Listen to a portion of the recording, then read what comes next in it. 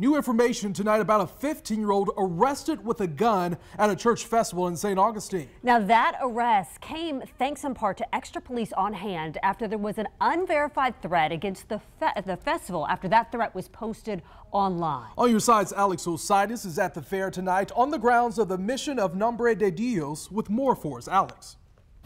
Increased security and parents on alert with signs like this as they entered the Cathedral Festival.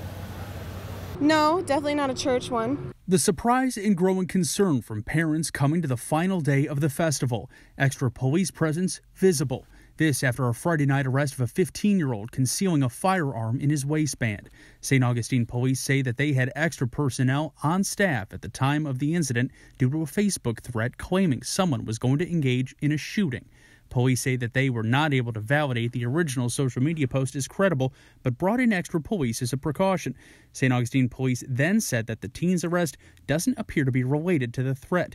Outside the gates Sunday, parents expressing concern. A 15-year-old kid with a weapon is pretty dangerous at any place, regardless, and especially at a carnival. Scarlett Ferguson observing the cruisers outside of the front gates, a busy final day, as some learning about the situation just for the first time tonight.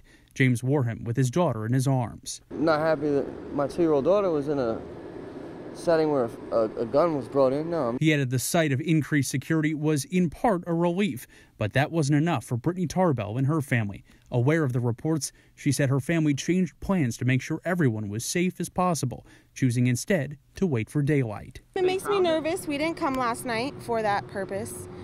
Right now, that teen facing charges for carrying that concealed weapon. In St. Augustine, Alex Osiris, First Coast News, on your side.